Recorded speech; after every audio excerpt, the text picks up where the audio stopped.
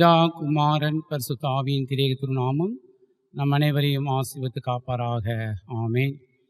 திருத்துவ பண்டிகைக்கு பின்வரும் 6ஆம் ஞாயிறு இந்த பரிசுத்த ஆராதனைக்கு உங்கள் அனைவரையும் உங்கள் இல்லங்களிலிருந்து நீங்கள் ஆண்டவரை ஆராதிக்கும்படி உங்களை அன்போடு கூட அழைக்கின்றோம்.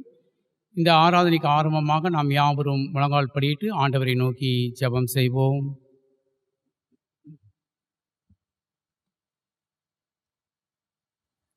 திரியேக பராபரனாகிய கர்த்தாவே, தேவரீர் உமது மேய்ச்சலின் ஆடுகளாகிய நாங்கள் உம்மை போற்றி துதித்து உம்முடைய திருவசனத்தை கேட்டு அதன் மூலமாய் எங்கள் ஆத்ம பசித்தாகத்தை தீர்த்து கொள்ளும்படி எங்கள் இல்லங்களிலே நாங்கள் கூடி வந்திருக்கிறோம். கர்த்தாவே, உம்முடைய ஊழியக்காரர் உம்முடைய சத்திய வசனத்தை எங்களுக்கு தைரியத்தோடு எடுத்து பிரசங்கிக்கவும் அதை நாங்கள் மனமாற ஏற்றுக்கொண்டு உம்முடைய பிள்ளைகளாய் வாழவும் உமக்கேற்ற கனிகளை கொடுக்கவும் தேவரீர் எங்களுக்கு கிருபை செய்தருளும். நாங்கள் பாடுகின்ற பொழுது எங்களுடைய உதடுகளும் உம்முடைய வார்த்தையை கேட்கின்ற பொழுது எங்களுடைய உள்ளங்களும் கொழுந்துவிட்டு எரியும்படியாய் ஆவியானவர் தாமே இந்த ஆராதனை எங்களுக்கு ஆசீர்வதித்து கொடுத்தருளும்.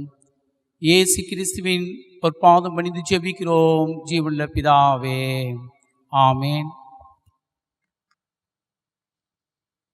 நாம் ஆண்டவருடைய நாமத்துக்கு மகிமை உண்டாகவும் இந்த ஆராதனைக்கு ஆரம்பமாகவும் 166ஆம் கீர்த்தனை பாடி நாம் கர்த்தரை துதிப்போம். கீர்த்தனை 166. கூடி மீட்பர் நாமத்தில் அவர் பாதம் பணிவோம், இயேசுவை நேரத்தில் கண்டானந்தம் அடைவோம். இன்ப ஆலயம் நல்மீட்பர் கிருபாசனம். 166ஆம் கீர்த்தனை.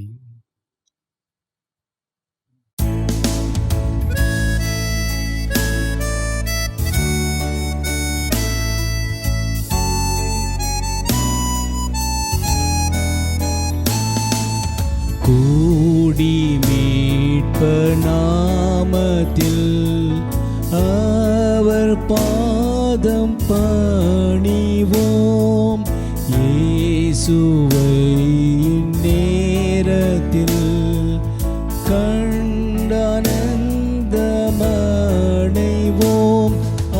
இன்ப ஆலயம் நல்மீட்பர் கிருபாசனம் கண்டடைவோம் தரிசனம். இன்ப ஆலயம்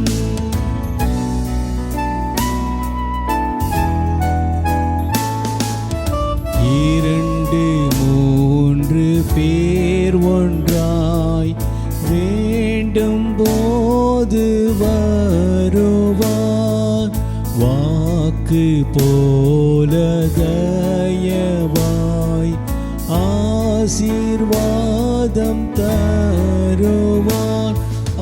இன்ப ஆலயம் நல்மீட்பர் கிருபாசனம் கண்டடைவோம் தரிசனம். இன்ப ஆலயம்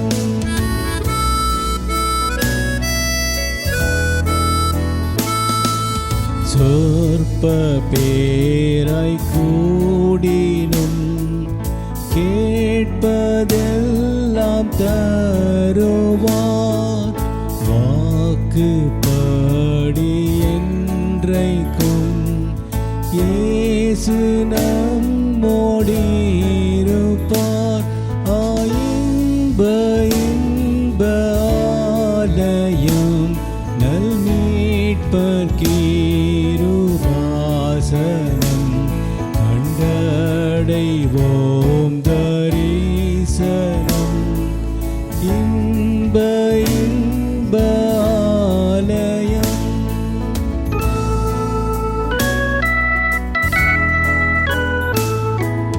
வாக்கை நம்பி நிற்கிறோம், அருள் கண்ணால் பாருமேன், காத்து கொண்டிருக்கிறோம். வல்ல ஆவி வாருமே, இன்ப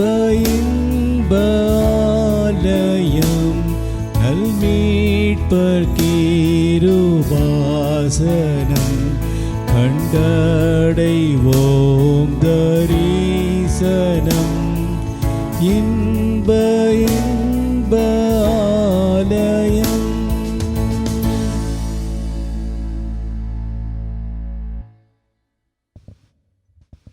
திருத்துவ பண்டிகைக்கு பின்வரும் 6ஆம் ஞாயிறு, இந்த ஞாயிற்றுக்கிழமைக்கான சங்கீதங்களின் புஸ்தகத்தை நாம் முறையாக வாசிப்போம்.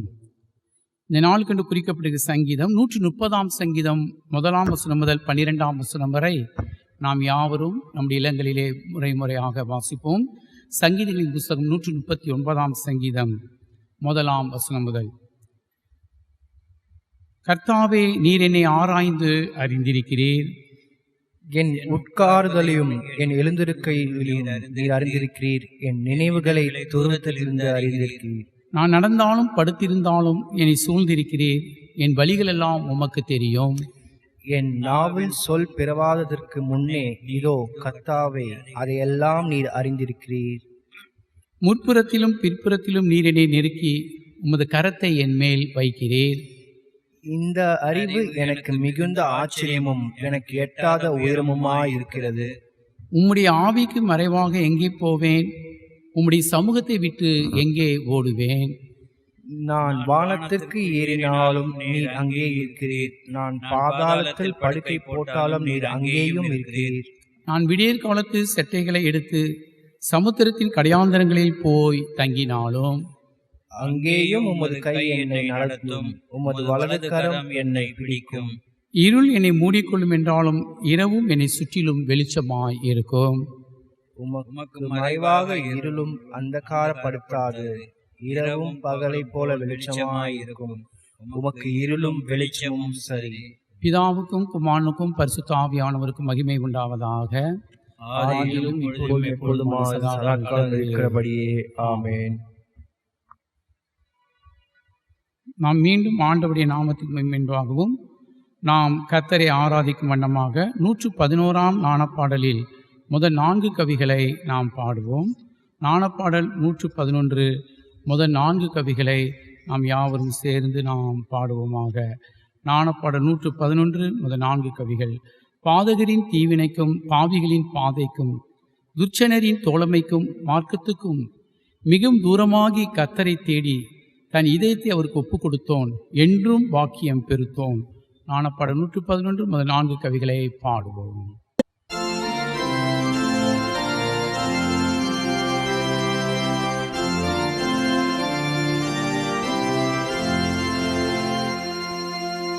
பாதகரின் தீவினைக்கும் பாவிகளின் பாதைக்கும் துர்ச்சனரின் தோழமைக்கும் மார்க்கத்துக்கும் மிகவும் தூரமாகி கர்த்தரை தேடித்தன் இதயத்தை அவருக்கு ஒப்புக் கொடுத்தோன், என்ற பாக்கிய பெருத்தோன். கர்த்ததாமன் போகத்தந்து போதிவிக்கும் வார்த்தையை வாஞ்சையாராய்ந்து வந்து அல்லும் பகலும் அதை யோசித்தே உட்கொள்பவன் மிகுதியும் பாக்கியன். அவன் ஆவியென்றைக்கும் அமனாவினால் பிழைக்கும். அவனாற்றுகாலிடத்தில் நடப்பட்டு இனிய கனிகளை தருணத்தில் தரும் செடி பாகிய நல்மரத்து கொத்தவன் அவனல்ல யோகியன், அவன் செய்கை நிலை நிற்கும், அது நன்மையாய் பலிக்கும்.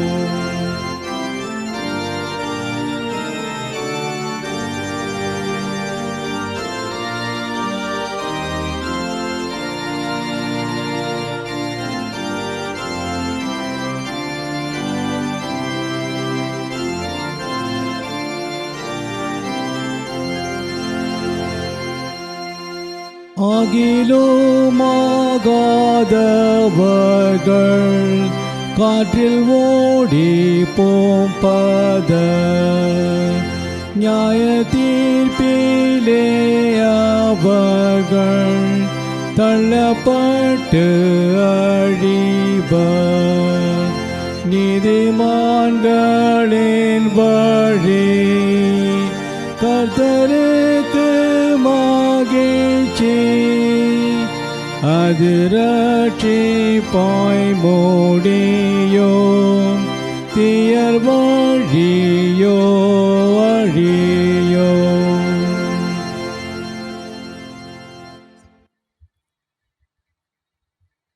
திருத்துவ பண்டிகைக்கு பின்வரும் 6ஆம் ஞாயிற்கான ஆரம்ப வாக்கியத்தை நாம் முறையாக வாசித்து நாம் பாடுவோம். அது நம்முடைய ஞானப்பாடு புத்தக பின்புறத்திலே 37ஆம் பக்கத்தில் இருக்கிற ஆரம்ப வாக்கியம். பிறந்த நாளை விட ஞானஸ்நானம் பெற்ற நாளே கர்த்தரின் பார்வையில் சிறந்தது. கர்த்தர் தம்முடைய ஜனத்தின் பலமாய் இருக்கிறார், அவர்களுக்கு இரட்சணிய அரண் அவரே. கர்த்தாவே, உம்மை நோக்கி கூப்பிடுகின்றேன், என் கண்மலையே மௌனமாயிராதேயும். தேவரீர் உம்முடைய ஜனத்தை ரட்சித்து உமது சுதந்திரத்தை ஆசீர்வதியும். அவர்களுக்கு மேய்ப்பராய் இருந்து என்றென்றைக்கும் அவர்களை சுமந்தருளும்.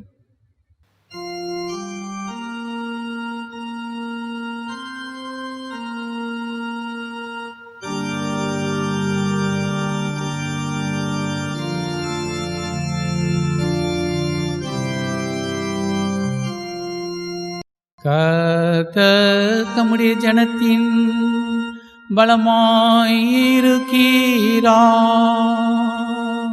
அவர்களுக்கு இரட்சணிய அவரே. கர்த்தாவே, உம்மை நோக்கி கூப்பிடுகிறேன், என் கண்மலையே மௌனமாதேயும்.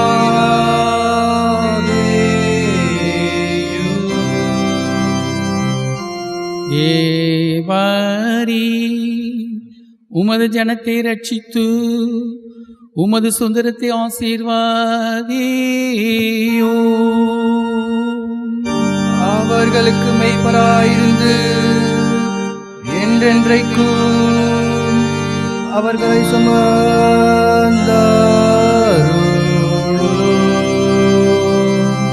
பிதாவுக்கும் குமாரனுக்கும் பரிசுத்தாவிக்கும் மகிமை உண்டாவதாக.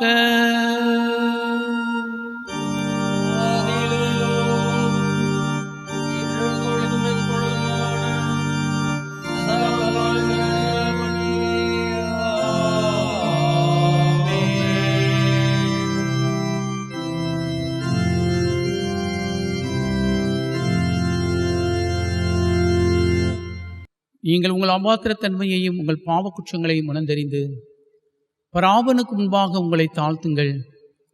அவரிடத்திலே சகாயத்தையும் மன்னிப்பையும் கிருபையும் தேடி ஆயக்காரனைப் போல், பராபரனே, பாவிகளாகிய எங்கள் பேரில் கிருபை உள்ளவராகும் என்று சொல்லி நாம் யாவரும் முழங்கால் படியிட்டு கெஞ்சி மன்றாடுவோம். பாருங்கள்.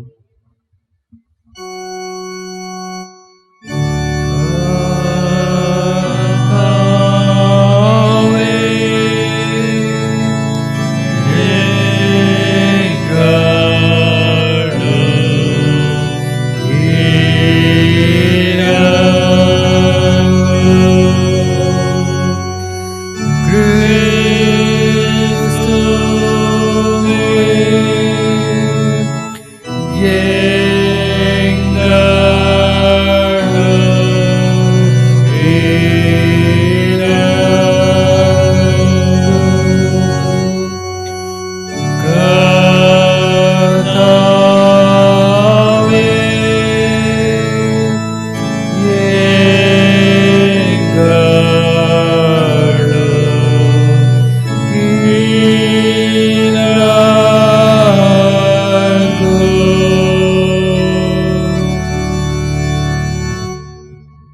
உண்மையாய் மனஸ்தாபப்பட்டு தங்கள் பாவங்களை அறிக்கை செய்தவர்களுக்கு சர்வ வல்லமையும் இரக்கமும் உள்ள பராபரன் இறங்கினார்.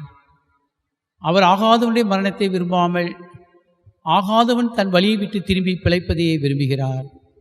பராபரன் தம்முடைய ஒரே பேரான குமாரனை நமது பாவங்களுக்காக மரணத்திற்கு ஒப்பு கொடுத்து இவை நிமித்தமாய் நமது பாவங்கள் எல்லாவற்றையும் மன்னித்தாரே. அவருடைய பரிசுத்த திருநாமத்தை நாம் யாவரும் எழுந்து நின்று இரண்டாம் நாணப்பாட்டின் மூலமாய் புகழ்ந்து ஸ்தோத்தரிப்போம். வாருங்கள்.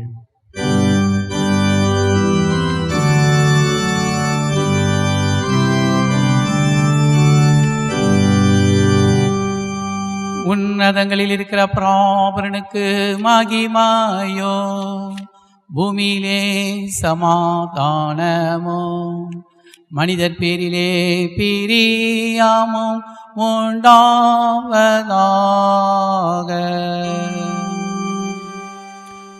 உம்மை துதிக்கிறோம் யாவுக்கும் வல்ல பிதாவே. உம்மை பணிகிறோம் சுவாமி ராஜாதி ராஜாவே. உமது மகிமைக்காக கர்த்தா தோத்திரம் சொல்லுகிறோமே.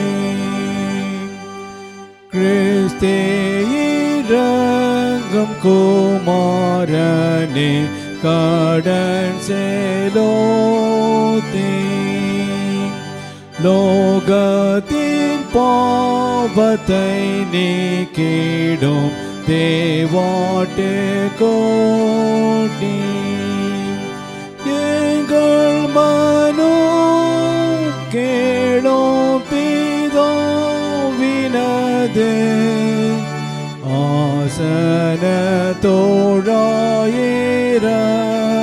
ஆசனத்தோழாயிரங்கும் நித்ய பிதாவின் மகிமையிலே சுவேனீரே பரிசுத்தாவியோடேகமாய் ஆளுகிறீரே. ஏகமாய்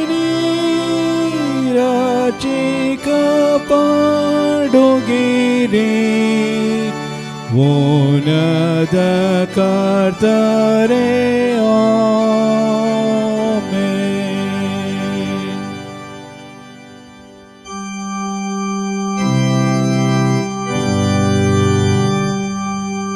கர்த்தரானவர் உங்களோடு இருப்பாராக.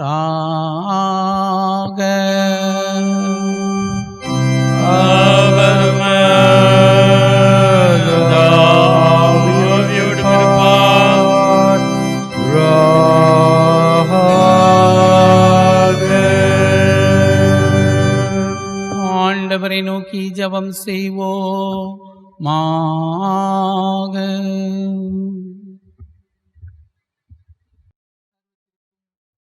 சர்வத்திற்கும் வல்ல நித்திய பராபரனே, நாங்கள் மரண பரியந்தம் திட விசுவாசத்திலே நிலைத்திருந்து உமக்கு ஊழியம் செய்து உமது நாமத்தை அறிக்கை பண்ணும்படிக்கு உமது வசனம் எங்களிடத்தில் ஓடி பரம்பி தகுந்த தைரியத்தோடு பிரசங்கிக்கப்படுவதற்கும் கிறிஸ்தவ திருச்சபை அதனால் சீர்பொருந்தி தேறுவதற்கும் தேவரின் உமது ஆவியையும் திவ்ய ஞானத்தையும் தந்துள்ள வேண்டும் என்று உமது ஒன்றான குமாரனாகிய எங்கள் நாதர் இயேசு கிறிஸ்துவின் மூலமாய் உம்மை வேண்டிக் கொள்ளுகிறோம். சுவாமி.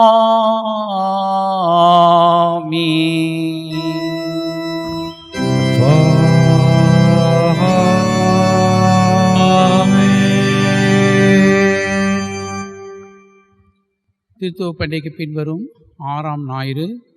இந்த ஞாயிற்கென்று குறிக்கப்பட்டிருக்கிற பழைய ஏற்பாட்டு பகுதியை வாசிக்க கேட்போம். அது யாத்திராகமத்தின் புஸ்தகம் 20ஆம் அதிகாரம் 1ஆம் வசனம் முதல் 17ஆம் வசனம் வரை அடங்கியிருக்கின்ற பழைய ஏற்பாட்டு பகுதியை வாசிக்க நாம் கவனத்துடன் கேட்போமாக. யாத்திராகமத்தின் புஸ்தகம் 20ஆம் அதிகாரம் முதலாம் வசனம் முதல் 17ஆம் வசனம் வரை.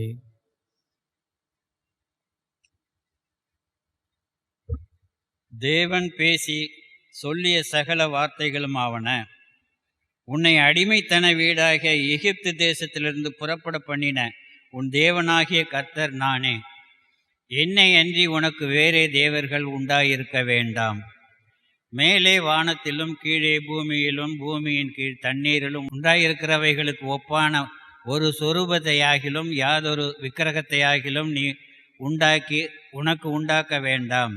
நீ அவைகளை நமஸ்கரிக்கவும் சேவிக்கவும் வேண்டாம்.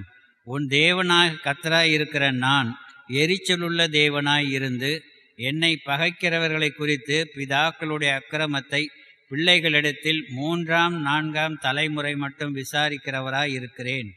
என்னிடத்தில் அன்பு கூர்ந்து என் கற்பனைகளை கை கொள்ளுகிறவர்களுக்கோ 1000 தலைமுறை மட்டும் இரக்கம் செய்கிறவராய் இருக்கிறேன். உன் தேவனாகிய கர்த்தருடைய நாமத்தை வீணிலே வழங்காதிருப்பாயாக. கர்த்தர் தம்முடைய நாமத்தை வீணிலே வழங்குகிறவனை தண்டியாமல் விடார். ஓய்வு நாளை பரிசுத்தமாக ஆசரிக்க நினைப்பாயாக. 6 நாளும் நீ வேலை செய்து உன் கிரியைகளையெல்லாம் நடப்பிப்பாயாக. 7ஆம் நாளோ உன் தேவனாகிய கர்த்தருடைய ஓய்வு நாள். அதிலே நீயானாலும் உன் குமாரனானாலும் உன் குமாரத்தியானாலும் உன் வேலைக்காரனானாலும் உன் வேலைக்காரியானாலும் உன் மிருக ஜீவனானாலும் உன் வாசல்களில் இருக்கிற அந்நியனானாலும் யாதொரு வேலையும் செய்ய வேண்டாம். கர்த்தர் 6 நாளைக்குள்ளே வானத்தையும் பூமியையும் சமுத்திரத்தையும் அவைகளுள்ள எல்லாவற்றையும் உண்டாக்கி 7ஆம் நாளிலே ஓய்ந்திருந்தார். ஆகையால் கர்த்தர் ஓய்வு நாளை ஆசீர்வதித்து அதை பரிசுத்தமாக்கினார். உன் தேவனாகிய கர்த்தர் உனக்கு கொடுக்கிற தேசத்திலே உன் நாட்கள் நீடித்திருப்பதற்கும் உன் தகப்பனையும் உன் தாயையும் கனம் பண்ணுவாயாக. கொலை செய்யாதிருப்பாயாக. விபச்சாரம் செய்யாதிருப்பாயாக. களவு செய்யாதிருப்பாயாக. பிறனுக்கு விரோதமாய் பொய்சாட்சி சொல்லாதிருப்பாயாக. பிறனுடைய வீட்டை இச்சியாதிருப்பாயாக. பிறனுடைய மனைவியையும் அவனுடைய வேலைக்காரனையும் அவனுடைய வேலைக்காரியையும் அவனுடைய எருதையும் அவனுடைய கழுதையையும் பின்னும் பிறனுக்குள்ள யாதொன்றையும் இச்சியாதிருப்பாயாக என்றார் என்பது. நாம் யாவரும் சேர்ந்து கர்த்தரை தோத்தரிப்போம். சேனைகளின் கர்த்தரே நீர் பரிசுத்தர், எல்லாம் வல்ல கர்த்தரே நீர் பரிசுத்தர், சேனைகளின் கர்த்தரே நீர் பரிசுத்தர் பரிசுத்தர் பரிசுத்தர். ஆமென். அந்தபடி நாளுக்கென்று குறிக்கப்பட்டிருக்கிற நிருப வாக்கியத்தை வாசிக்க கேட்போம். அது அப்போஸ்தலனாகிய பவுலடிகளார் ரோமருக்கு எழுதின நிருபம் 6ஆம் அதிகாரம் 3ஆம் வசனம் முதல் 11ஆம் வசனம் வரை அடங்கியிருக்கிற நிருப வாக்கியத்தை வாசிக்க நாம் பைபிள் கேட்போமாக. ரோமர் 6ஆம் அதிகாரம் 3ஆம் வசனம் முதல் 11ஆம் வசனம் வரை. கிறிஸ்து இயேசுவுக்குள்ளாக ஞானஸ்நானம் பெற்ற நாம் அனைவரும் அவருடைய மரணத்துக்குள்ளாக ஞானஸ்நானம் பெற்றதை அறியாமல் இருக்கிறீர்களா? மேலும் பிதாவின் மகிமையினாலே கிறிஸ்து மரித்தோரிலிருந்து எழுப்பப்பட்டது போல நாமும் புதிதான ஜீவனுள்ளவர்களாய் நடந்து கொள்ளும்படிக்கு அவருடைய மரணத்துக்குள்ளாகும் ஞானஸ்தானத்தினாலே கிறிஸ்துவுடனே கூட அடக்கம் பண்ணப்பட்டோம். ஆதலால் அவருடைய மரணத்தின் சாயலில் நாம் இணைக்கப்பட்டவர்களாயானால் அவர் உயிர்த்தெழுதலின் சாயலிலும் இணைக்கப்பட்டிருப்போம். நாம் இனி பாவத்துக்கு ஊழியம் செய்யாதபடிக்கு பாவ சரீரம் ஒளிந்து போகும் பொருட்டாக நம்முடைய பழைய மனுஷன் அவரோடு கூட சிலுவையில் அறையப்பட்டது என்று அறிந்திருக்கிறோம். மரித்தவன் பாவத்துக்கு நீங்கி விடுதலாக்கப்பட்டிருக்கிறானே. ஆகையால் கிறிஸ்துவுடனே கூட நாம் மரித்தோமானால் அவருடனே கூட பிழைத்தோம் இருப்போம் என்று நம்புகிறோம். மரித்தோரிலிருந்து எழுந்த கிறிஸ்து இனி மரிப்பதில்லை என்று அறிந்திருக்கிறோம். மரணம் இனி அவரை ஆண்டு கொள்வதில்லை. அவர் மரித்தது பாவத்திற்கென்று ஒரே தரம் மரித்தார். அவர் பிழைத்திருக்கிறது தேவனுக்கென்று பிழைத்திருக்கிறார். அப்படியே நீங்களும் உங்களை பாவத்திற்கு மரித்தவர்களாகவும் நம்முடைய கர்த்தராகிய இயேசு கிறிஸ்துவுக்குள் தேவனுக்கென்று பிழைத்திருக்கிறவர்களாகவும் எண்ணிக்கொள்ளுங்கள். வாசிக்கும்படியாக கொடுக்கப்பட்ட நிருப வாக்கியம் வாசிக்க முடிந்தது. பரிசுத்த ஆவியானவர் தாமே இந்த திருவசனங்களை கொண்டு நம் ஒவ்வொருவரையும் நித்திய ஜீவனுக்கென்று பரிசுத்தப்படுத்தி காப்பாராக. ஆமேன்.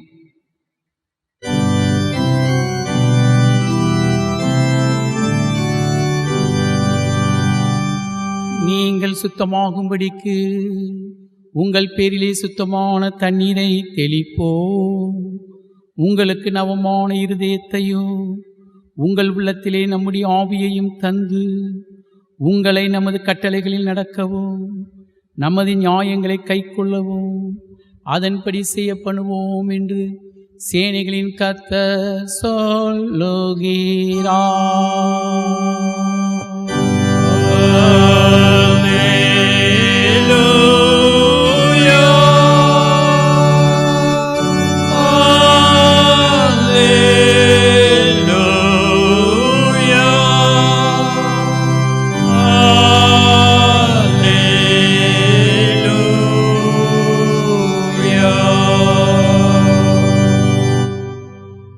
அந்தபடியே நாளுக்கென்று குறிக்கப்பட்டிருக்கிற இயேசு கிறிஸ்துவின் வார்த்தைகளையும் வாசிக்க நாம் யாவரும் நம்முடைய வீடுகளில் எழுந்து நின்று பயபக்தியுடன் கேட்போமாக. அது பரிசுத்த மத்தேயு என்பதின் சுவிசேஷம் 5ஆம் அதிகாரம் 20ஆம் வசனம் முதல் 26ஆம் வசனம் வரை அடங்கியிருக்கின்ற இயேசு கிறிஸ்துவின் வார்த்தைகள். பரிசுத்த மத்தேயு என்பதின் சுவிசேஷம் 5ஆம் அதிகாரம் 20ஆம் வசனம் முதல் 26ஆம் வசனம் வரை வாசிக்க பயபக்தியுடன் கேட்போமாக. வேதபாரகர் பரிசேயர் என்பவருடைய நீதியிலும் உங்கள் நீதி அதிகமாக இராவிட்டால் பரலோக ராஜ்யத்தில் பிரவேசிக்க மாட்டீர்கள் என்று உங்களுக்கு சொல்கிறேன். கொலை செய்யாதிருப்பாயாக என்பதும் கொலை செய்கிறவன் நியாய தீர்ப்புக்கு ஏதுவாய் இருப்பான் என்பதும் பூர்வத்தாருக்கு உரைக்கப்பட்டது என்று கேள்விப்பட்டு இருக்கிறீர்களே. நான் உங்களுக்கு சொல்லுகிறேன், தன் சகோதரனை நியாயமில்லாமல் கோபித்துக் கொள்பவன் நியாய தீர்ப்புக்கு ஏதுவாய் இருப்பான். தன் சகோதரனை வீணென்று சொல்கிறவன் ஆலோசனை சங்கத்திற்கு ஏதுவாய் இருப்பான். மூடனே என்று சொல்கிறவன் எரி நரகத்திற்கு ஏதுவாய் இருப்பான். ஆகையால் நீ பலிபீடத்தில் வந்து உன் காணிக்கையை செலுத்த வந்து உன் பேரில் உன் சகோதரனுக்கு குறைவுண்டு என்று அங்கே நினைவு கூர்வாய் ஆகில் அங்கேதானே பலிபீடத்தில் முன் உன் காணிக்கையை வைத்துவிட்டு போய் முன்பு உன் சகோதரனுடைய ஒப்புரவாகி பின்பு வந்து உன் காணிக்கையை செலுத்து. எதிராளி உன்னை நியாயாதிபதியில் ஒப்புக்கொடாமலும் நியாயாதிபதி உன்னை சேவகனிடத்தில் ஒப்புக்கொடாமலும் நீ சிறைச்சாலையில் வைக்கப்படாமல் இருக்கும்படியாக நீ உன் எதிராளியோடைய வழியில் இருக்கும் போதே சீக்கிரமாய் அவனுடனே நல்மனம் பொருந்தாவிட்டால் நீ ஒரு காசும் குறைவின்றி கொடுத்து தீர்க்கும் மட்டும் அவ்விடத்திலிருந்து புறப்பட மாட்டாய் என்று மெய்யாகவே உனக்கு சொல்லுகிறேன் என்றார் என்பது.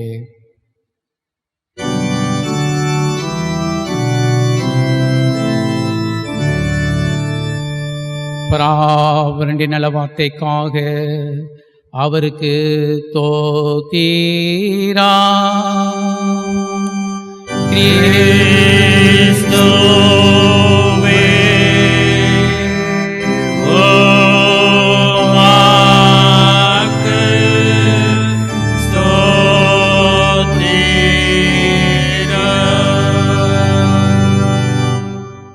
இந்த பரிசுத்த ஓய்வு நாளில் உலகமெங்கும் கர்த்தரை ஆராதித்துக் கொண்டிருக்கிற சகல பரிசுத்தவான்களோடும் விசுவாசிகளோடும் நாம் ஆவில் ஒருமடப்பட்டவராய் இயேசு கிறிஸ்துவின் 2ஆம் வருகையும் மரித்தோரின் உயிர்த்தெழுதலையும் நித்திய ஜீவனையும் எதிர்நோக்கினவர்களாய் நம்முடைய கிறிஸ்தவ விசுவாசத்தை நாம் யாவரும் கண்களை மூடி பயபக்தியுடன் அறிக்கை செய்வோம். பாருங்கள். பரலோகத்தையும் பூலோகத்தையும் படைத்த சர்வத்திற்கு வல்ல பிதாவாகிய பராபரனை விசுவாசிக்கிறேன். அவருடைய ஒன்றான குமாரனாகிய நம்முடைய நாதர் இயேசு கிறிஸ்துவை விசுவாசிக்கிறேன். இவர் பரிசுத்த ஆவியினால் கர்ப்பமாக உற்பவித்து கன்னிமரியாளிடத்தில் பிறந்து பொந்திய பிலாத்தின் கீழ் பாடுபட்டு சிலுவையில் அறையுண்டு மரித்து அடக்கம் செய்யப்பட்டார். பாதாளங்களில் இறங்கி மூன்றாம் நாள் மரித்தோடு திருந்து உயிர்த்தெழுந்தார். பரமண்டலத்திற்கு ஏறி சர்வத்திற்கு வல்ல பிதாவாகிய பராபரனின் வலது பார்சத்தில் வீற்றிருக்கிறார். அவ்விடத்தில் ஜீவனோரையும் மரித்தோரையும் நியாயம் தீர்க்க வருவார். பரிசுத்த ஆவியானவரை விசுவாசிக்கிறேன். பொதுவான பரிசுத்த சபையும் பரிசுத்தவான்களுடைய ஐக்கியமும் பாவ மன்னிப்பும் சரீர உயிர்த்தெழுதலும் நித்திய ஜீவனும் உண்டென்று விசுவாசிக்கிறேன். ஆமென்.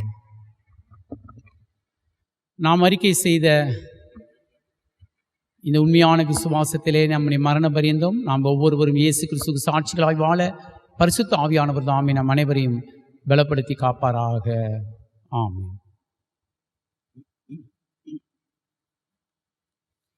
பிரியமானவர்களே, நாம் கீர்த்தனையில் 61ஆம் கீர்த்தனையில் சில கவிகளை நாம் பாடும்பொழுது பிறந்த நாள், திருமண நாள் மற்றும் கர்த்தர் செய்த நன்மைகளை நினைத்து நன்றி செலுத்த விரும்புகிறவர்கள் நீங்கள் உங்கள் இல்லங்களிலே நீங்கள் முழங்கால் படியிடுங்கள். உங்களுக்காக நாம் சபையாராக சேர்ந்து நாம் ஜெபிப்போம்.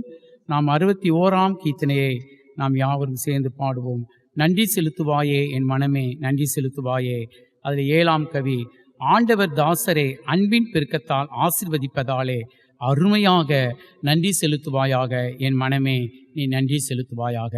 61ஆம் கீர்த்தனையை பாடி இந்த வாரத்திலே நம்முடைய சபைகளிலே நமக்கு தெரிந்தவர்கள் பிறந்த நாள், திருமண நாள், கர்த்தருக்கு நன்றி செலுத்துவர்களுக்காக நாம் யாவரும் பாரத்தோடு கூட ஜெபம் செய்வோம்.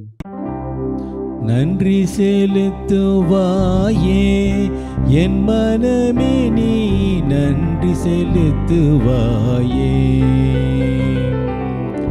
நன்றி செலுத்துவாயே என் மனமே, நீ நன்றி செலுத்துவாயே. ஆண்டவர் தாசரை அன்பின் பெருக்கத்தால், ஆண்டவர் தாசரை அன்பின் பெருக்கத்தால் ஆசீர்வதிப்பதாலே அருமையாக நன்றி செலுத்துவாயே என் மனமே, நீ நன்றி செலுத்துவாயே.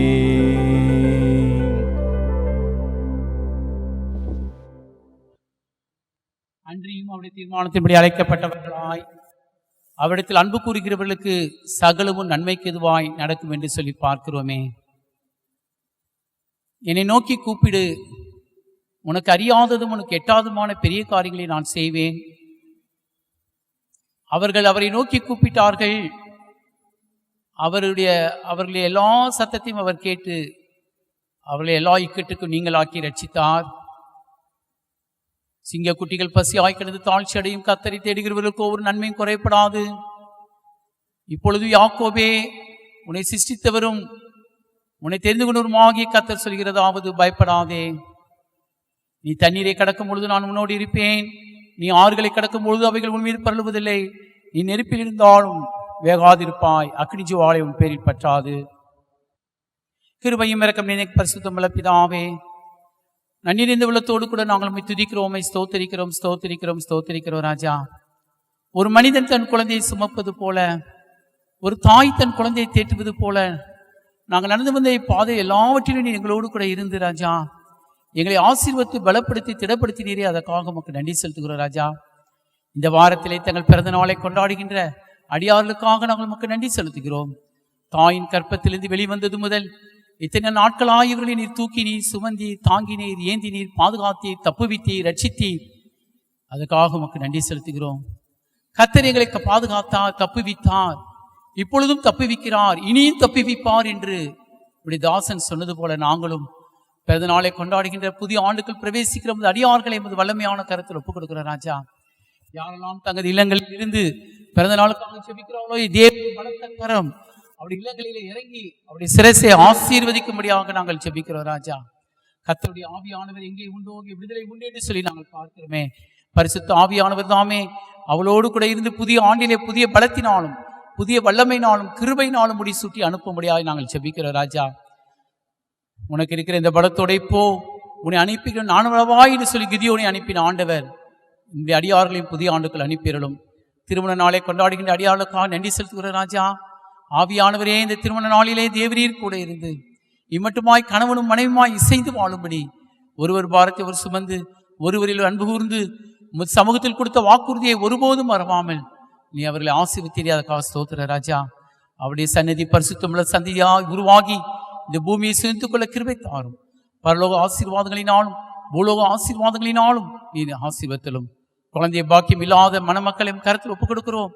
என் தேவன் கிருபையாய் இறங்கி ஏற்ற காலத்தில் கற்பத்தின் கனியை ஆசீர்வத்து கொடுத்தல. ராஜா, கர்த்தாவே, வியாதியிலிருந்து விடுதலை பெற்ற பிள்ளைகள் உண்டு. ராஜா, கர்த்தர் எங்கள் சுகத்தை கொடுத்தார், பயத்தை போக்கினார், கொள்ளை நோயிலிருந்து விடுதலையாக்கினார், எங்களை நடத்தினார், தாங்கினார் என்று சொல்லுகின்ற ஒவ்வொரு மக்களோடு கூட கர்த்தாவே நாங்கள் நன்றி செலுத்துகிறோம். ராஜா, இயேசு கிறிஸ்துவின் வல்லமையுள்ள இரத்தத்தை கர்த்தாவே ஒவ்வொரு சரீரத்திலும் நாங்கள் தெளிக்கிறோம். ஆண்டவரே, கிறிஸ்துவின் ஆவி உங்களில் வாசமாய் இருந்தால், கிறிஸ்துவை மரித்தோர்ந்து எழுப்பினவர் உங்களில் வாசமாய் இருக்கிற தம்முடைய ஆவினாலே சாவுக்கு ஏதுவான உங்கள் சரீரங்களை உயிர்ப்பிப்பார் என்று சொல்லிடலவா ரோமர் 8ஆம் அதிகாரத்தில் தேவாதி தேவன் அப்படியாக அவருடைய சரீரங்களை உயிர்ப்பித்து பலப்படுத்தி பரிசுத்தப்படுத்தியும் நீ செய்த எல்லா நன்மைகளுக்காக கிருபைகளுக்காக துதிக்கிறோம், ஸ்தோத்திரிக்கிறோம், ஸ்தோத்திரிக்கிறோம், ஸ்தோத்திரிக்கிறோம். நீதாமே உடைய காயப்பட்ட கருத்தினால் தொட்டு ஆசீர்வதிக்க வேண்டும் என்று உடைய பொற்பாதத்தை பணிந்து செபிக்கிறோம் ஜீவனுள்ள பிதாவே, ஆமென்.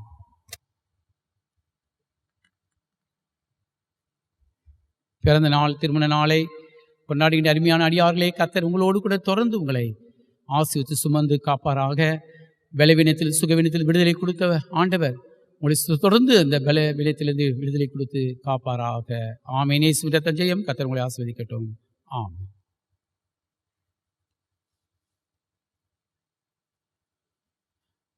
நாம் மீண்டும் ஆண்டவருடைய நாமத்து மகிமை உண்டாகவும் கர்த்தருடைய வார்த்தை கேட்க நம்மை ஆயத்தப்படுத்துவோம். 110ஆம் நாணப்பாடலில் முதல் 4 கவிகளை பாடுவோம்.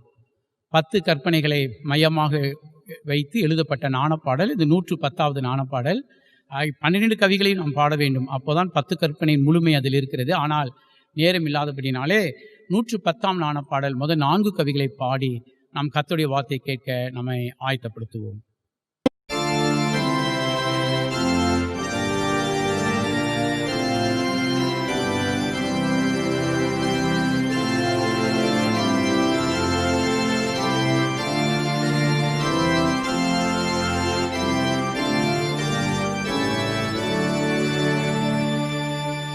நாம் தமக்கு பயப்பட சீனாய் மலையின் மேல் கர்த்தர் கொடுத்த 10 கட்டளை ஏதென்று கேட்டு சீரடை மனிதனே.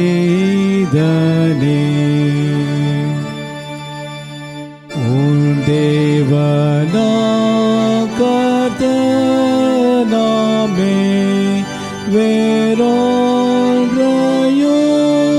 பணியாதே. நிர்விக்கிரக வணக்கத்தை வீண் பக்தியாவையும்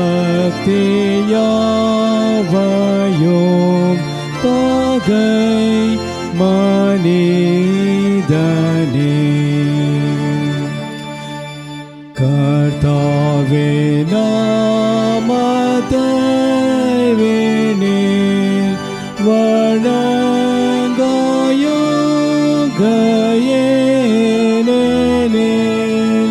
வேணில் வழங்கும் யாவர்க்கும் தப்பாத ஆக்கினை வரும் மனிதனே.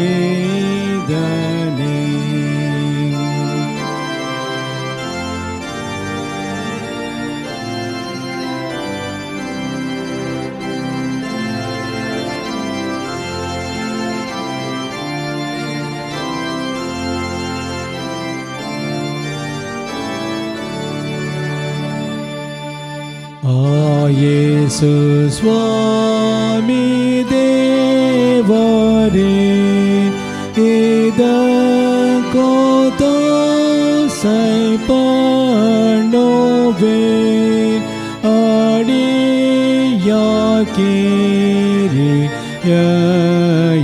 அடியாக்கிரியெல்லாம் மகா பிழை குறையுமாம் இரங்குமே.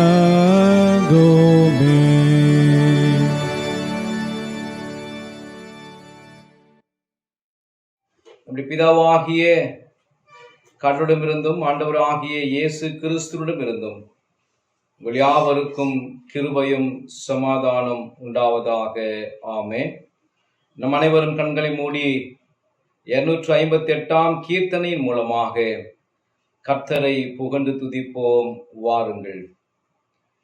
திருப்பாதம் நம்பி வந்தேன், கிருபை நிறை இயேசுவே, உமதன்பை கண்டடைந்தேன் தேவ சமூகத்திலே,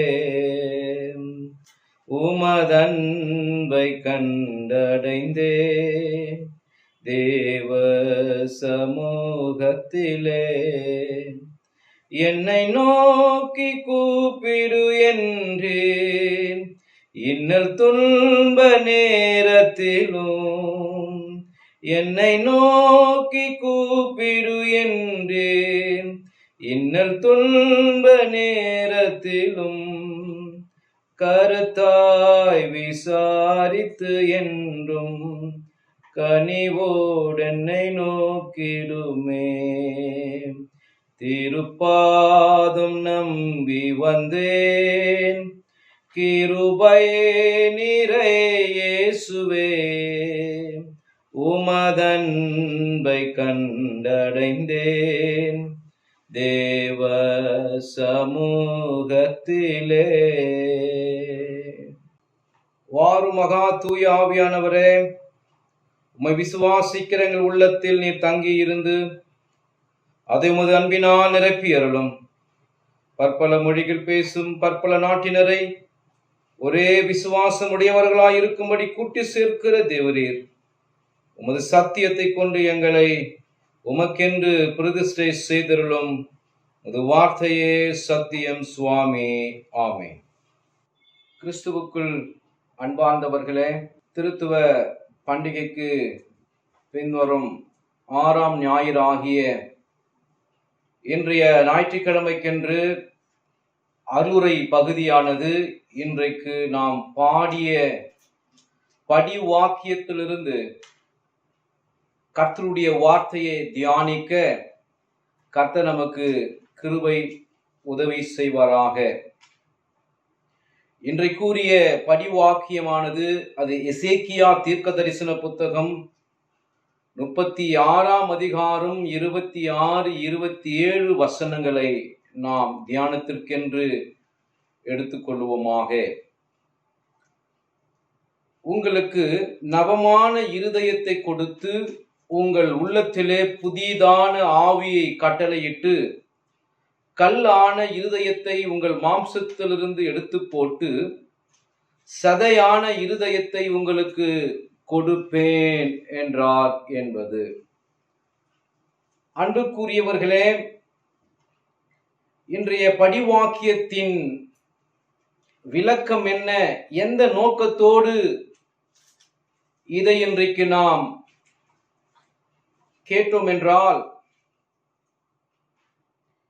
இஸ்ரவேலின் மறுமலர்ச்சிக்காக தீர்க்கதரிசியின் மூலமாக உரைக்கப்பட்ட வார்த்தையாக காணப்படுகிறது. இஸ்ரவேலுடைய வாழ்விலே, அவருடைய சூழ்நிலையிலே ஒரு விதமான பாவம் நிறைந்த அல்லது பரிசுத்தத்திற்கு விரோதமாக, கடவுளுடைய செயலாற்றத்திற்கு விரோதமாக இருந்த பொழுது, உடைய மன்றாட்டு எல்லாம் கேட்ட பொழுது, ஆண்டவராகிய கர்த்தர் எசேக்கியா தீர்க்கதரிசியின் மூலமாக உரைக்கப்பட்டு இஸ்ரவேலுடைய வாழ்விலே மீண்டும் ஒரு மறுமலர்ச்சியை வழங்குவதற்கு கொடுப்பதற்காக இந்த அழைப்பின் தீர்க்கதரிசியின் வார்த்தையாக அவர்களுக்கு வழங்கப்படுகிறது. இதனுடைய நோக்கம் என்னவென்றால், தீமையான குணங்களிலிருந்து விடுவிக்கப்பட்டு மன்னிப்பு பெற்றவனுக்கு கர்த்தர் புதிய இதயத்தையும் புதிய ஆவியையும் கொடுக்கிறார். ஆகவே தான் உங்களுக்கு புதிய இருதயத்தை கொடுத்து என்று சொல்லி படிவாக்கியத்திலே இன்றைக்கு நாம் பாடி கேட்டோம். வசனம் சொல்கிறது, உங்களுக்கு புதிய இதயத்தை கொடுத்து உங்கள் உள்ளத்தில் என் ஆவியை வைத்து என்று சொல்லி ஆண்டவராகிய கர்த்தர் உரைக்கப்பட்ட வார்த்தையாக காணப்படுகிறது. நீங்கள் ரோமர் 8ஆம் அதிகாரம் 9ஆம் வசனத்தை நீங்கள் பார்ப்பீர்களானால்,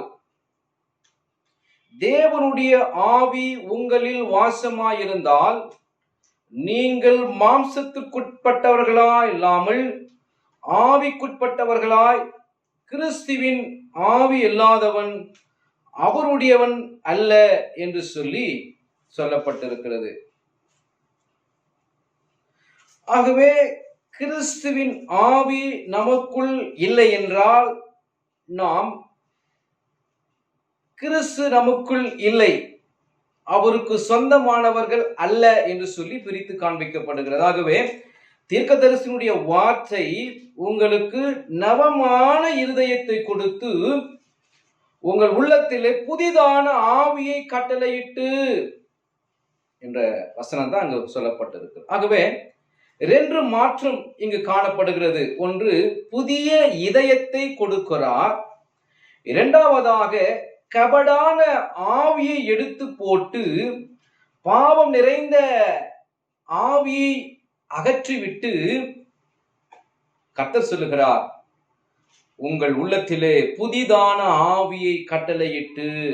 ஆகவே நமக்கு புதிய இருதயத்தையும் ஆவியையும் கட்டளையிட்டு ஒரு மறுமலர்ச்சி வாழ்விற்கு கர்த்தர் நம்மை அழைத்து செல்லுகிறார். ஒருவேளை திருத்துவ பண்டிகைக்கு பின் வரும் இந்த ஞாயிற்றுக்கிழமையில நாம் பசுமையாய் வாழ்வதற்கு என்ன செய்ய வேண்டும், நம்முடைய வாழ்வு மறுமலர்ச்சி அடைய வேண்டும் என்ற நோக்கத்தோட இவைகளை தியானிக்க கர்த்தர் நமக்கு உதவி செய்வாராக. ஆகவே இன்றைய அருளை பகுதியானது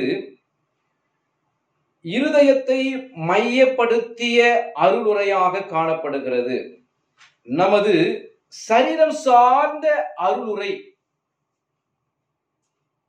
இதயம் என்பது நம்முடைய ஆள் தத்துவம் முழுவதையும் குறிக்கிறது. ஆகவே அன்பார்ந்தவர்களே, இருதயம் மனிதனுடைய சரீரத்தோடு இணைக்கப்பட்டிருக்கிறபடியினால இவைகள் கடவுளை நோக்கி பார்க்கும்படியான தத்துவங்களும் அவரை நோக்கி பார்க்கும்படியான உணர்வுகளை நம்முடைய இருதயங்களிலே கொடுத்திருக்கிறார். இந்த சரீரத்திற்கும் இந்த ஆவிக்கும் இருதயத்திற்கும் ஒரு தொடர்பு, மனுஷனுக்கும் கடவுளுக்கும் ஒரு தொடர்பு உண்டு. ஆகவே இதயம் என்பது நம்முடைய ஆள் தத்துவம் முழுவதையும் குறிக்கிறது என்று சொல்லி நாம் பார்க்கிறோம்.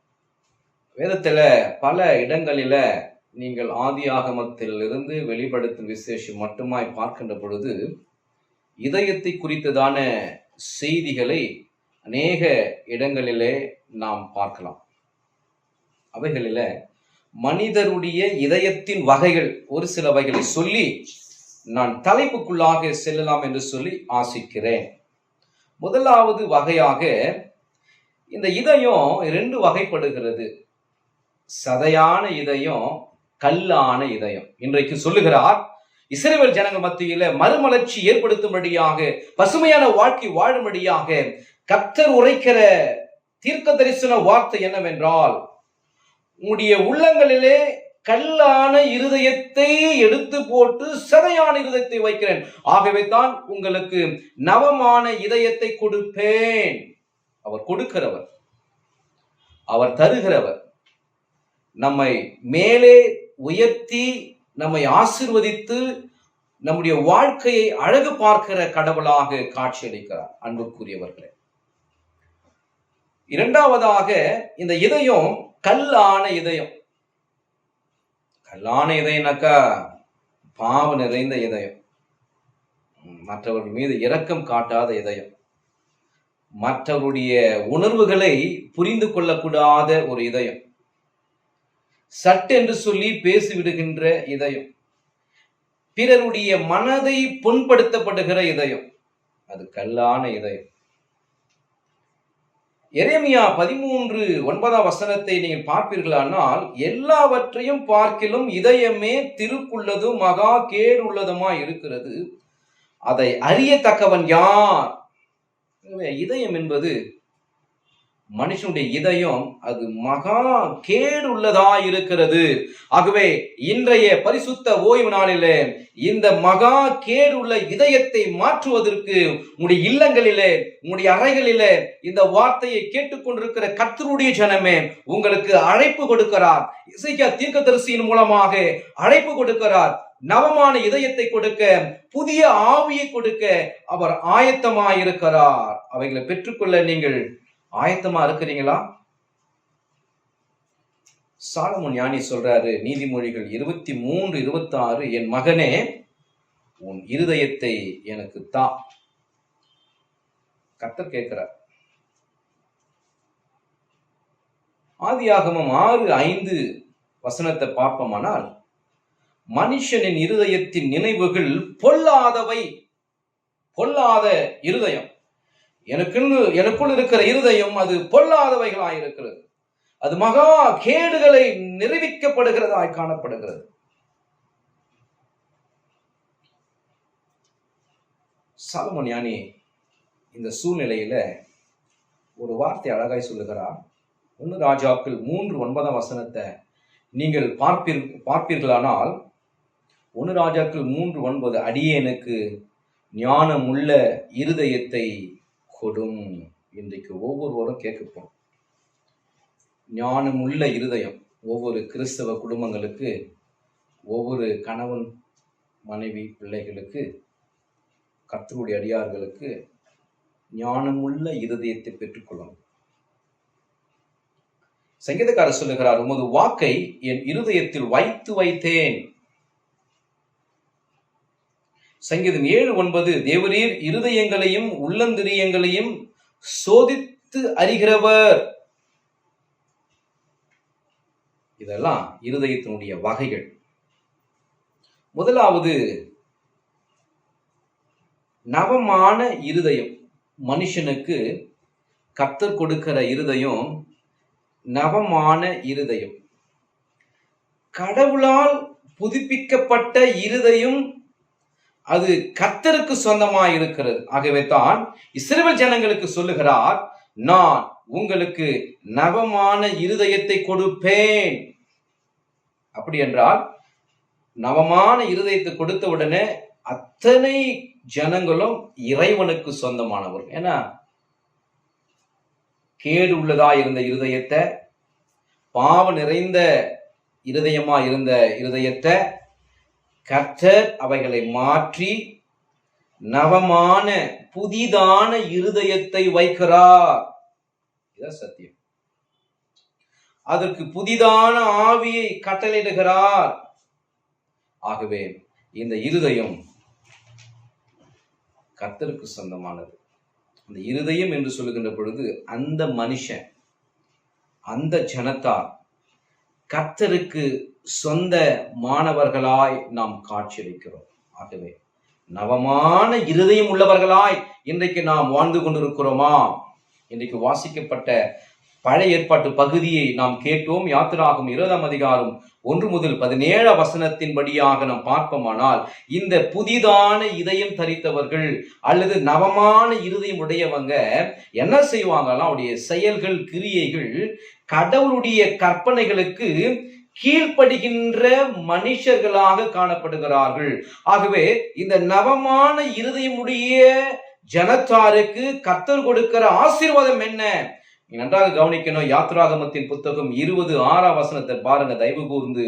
1000 தலைமுறை மட்டும் இரக்கம் செய்கிறவராயிருக்கிறேன். என்ன காரணம்னா, என்னுடைய அன்பிலே நிலை நிற்கிறவர்கள், என்னிடத்திலே அன்பு கூறுகிறவர்கள், என் கற்பனைகளுக்கு கீழ்ப்படுகிறவர்கள் எவர்களோ அவர்களை 1000 தலைமுறை மட்டும் இரக்கம் செய்கிறவராயிருக்கிறேன். 1 அல்ல, 100 அல்ல, 200 அல்ல, 1000 தலைமுறை மட்டமா இரக்கம் செய்கிறவராய் இருக்கிறார். எதற்கு என்றால், அந்த இதயம், அந்த மனுஷனுடைய இருதயம், மனுஷனுக்குள் இருக்கிற இருதயம் அது புதுமையான, நவமான, கர்த்தருக்கு சொந்தமான, கர்த்தரால் கொடுக்கப்பட்ட இதயமா இருக்கின்ற பொழுது அந்த மனுஷனுடைய செயல்கள் எல்லாம் கர்த்தருடைய கற்பனைகளுக்கும் அவருடைய அன்பிற்கும் அவருடைய வார்த்தைக்கும் கீழ்ப்படிந்து நடக்கின்ற பொழுது கர்த்தர் அந்த மனுஷனுக்கு கொடுக்கப்படுகிற ஆசீர்வாதம் 1000 தலைமுறை மட்டும் இரக்கம் செய்கிறவராய் இருக்கிறாரே. இரண்டாவதாக தூய்மையான இருதயம். மனுஷனுடைய இருதயம் தூய்மையான இருதயம் நிறைந்திருக்கணும். சங்கீதம் 51:10 பார்ப்போமானால், தாவீதுனுடைய அனுபவத்தை ஜெப மன்றாட்டாக, பாவ அறிக்கை ஜெபமாக அங்கு செய்யப்பட்டிருக்கிறது. அதுல 10 கேட்கிறாரு, தேவனே சுத்த இருதயத்தை என்னிலே சிருஷ்டியும். தூய்மையான இருதயம் நமக்கு வேணும். சுத்தமான இருதயம் ஒவ்வொரு கிறிஸ்தவர்களுக்கும் வேணும். ஏனென்றால் கடவுளால சுத்திகரிக்கப்பட்ட, அவருடைய வார்த்தையினால தூய்மைப்படுத்தப்பட்ட இருதயமா இருக்கிறபடினால அங்கு கடவுள் மட்டுமே, கர்த்தர் மட்டுமே என்னுடைய இருதயத்தை சுத்திகரிக்க முடியும் என்ற அந்த உள்ளான நம்பிக்கை உணர்வு தாவீதுக்கு இருந்தபடியினாலே அவர் நாத்தான் தீர்க்கதரிசியின் மூலமாக உரைக்கப்பட்டு உணர்த்தப்பட்டு தேவ சமூகத்தை நோக்கி ஓடி ஜெபம் செய்த மன்றாட்டு தான் சங்கீதம் 51:10 கேட்கிற வார்த்தை என்னவென்றால், தேவனே சுத்த இருதயத்தை என்னிலே சிருஷ்டியும். அப்ப இதுக்கு முன்னாடி என்ன இருதயம் தாவீது இருதயம்? யோசித்து பாருங்க. இந்த மன்றாட்டை செய்வதற்கு முன்னதாக தாவீதுடைய இருதயம் எப்படியா இருந்தது? யோசித்து பாருங்க. அப்படி என்றால் தாவீதுடைய உள்ளம் கடவுள் என் பாவத்தை அறிந்திருக்கிறார், என் உணர்வுகளை அறிந்திருக்கிறார், என் சிந்தனைகளை அறிந்திருக்கிறார், என் வியாகுலங்களை அறிந்திருக்கிறார். மனிதர்கள் ஒருவேளை மனிதர்களுக்கு தெரியாமல் போகலாம், ஆனால் இறைவனுக்கு தெரிகிறது. கர்த்தரனை அறிந்திருக்கிறார். என் உட்கார்தலையும் என் எழுந்திருக்குதலையும் நான் பாதாளத்தில் படுக்கை போட்டாலும் அவர் அங்கேயும் இருக்கிறார் என்று இன்றைக்கு வாசிக்கப்பட்ட 139 சங்கீதத்தினுடைய 1 முதல் 12 முடிய வசனங்களை நாம் கேட்டோமே. கர்த்தாவே, நீர் என்னை ஆராய்ந்து அறிந்திருக்கிறீர். தாவீது உணர்ந்து கொண்டாரு, நான் பாவ உள்ள மனுஷனா இருக்கிறேன், நான் பாவ நிறைந்த மனுஷனா இருக்கிறேன், என் பாவம் எனக்கு முன்னதாக இருக்கிறது. ஆகவே என் இருதயம் தூய்மையான இருதயம் அல்ல, அது கபடான இருதயம், பாவ நிறைந்த இருதயமா இருக்கிறது. ஆகவே இப்படிப்பட்ட அனுபவம் எனக்கு வேணாம். தேவ சமூகத்தை நோக்கி கேட்கிறார், தேவனே சுத்த இருதயத்தின் சிருஷ்டியும். ஆத்மாவே, இந்த வார்த்தையை கேட்டுக்கொண்டிருக்கிற கர்த்தருடைய ஜனமே, உங்களுடைய இருதயம் எப்படிப்பட்ட இருதயமாய் காணப்படுகிறது? தூய்மையா இருக்கிறதா? கர்த்தர் நம்ம எல்லாவற்றையும் ஆராய்ந்து அறிந்திருக்கிறார். நம் இருதயத்தை அவர் நெருக்கமாக அறிந்திருக்கிறார். சுத்தமான இருதயம் உள்ள மனுஷன் கடவுளோடு ஒப்புரவாகுகின்ற அனுபவம். ஒப்புரவாகணும். தாவீது ஓடினார் ஒப்புரவாகிறதுக்கு. தான் செய்த பாவத்தால் அறிக்கை செய்தார். வேதனை வியாகுலம் ஓடுகிறது. தேவனை நோக்கி ஓடினார், அறிக்கை செய்தார்.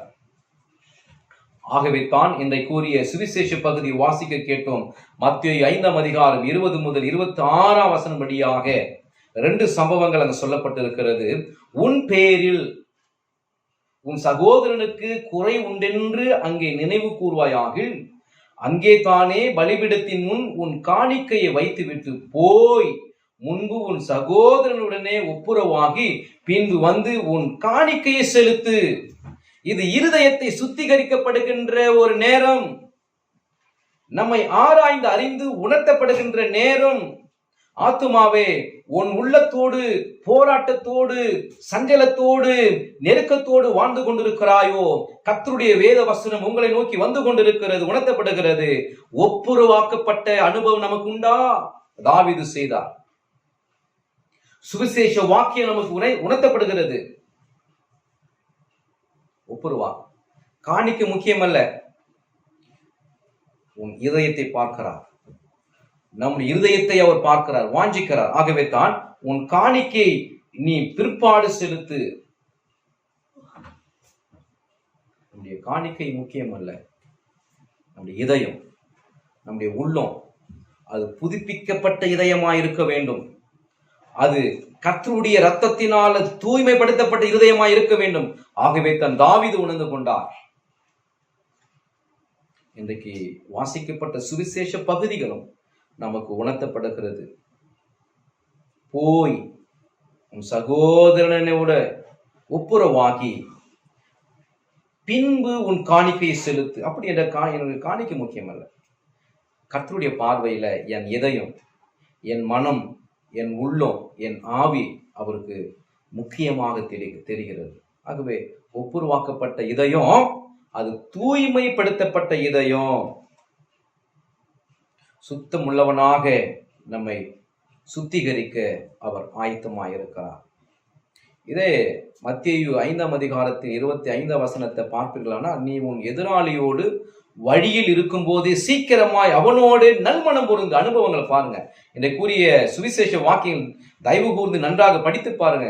சீக்கிரமாய் அவனோடு நல்மனம் பொருந்து, சீக்கிரம், குயிக்லி, அதான் சொல்லப்பட்டிருக்கு ஆங்கில குயிக்லி அப்படின்னா சீக்கிரம் ஓடு, போய், அங்க போய் சொல்றார்.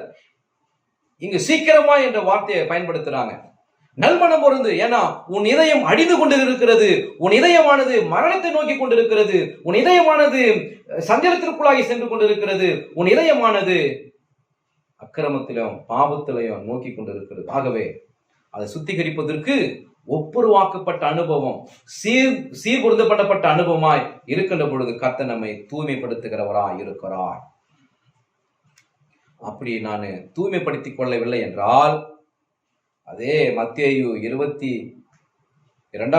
பாருங்க, 5ஆம் அதிகாரம் 22 வசனம், நீ ஒப்புரவாகவில்லை என்றால் நியாய தீர்ப்புக்கும் ஆலோசனை சங்கத்திற்கும் எரி நரகத்துக்கும் ஏதுவாயிருப்பாய்.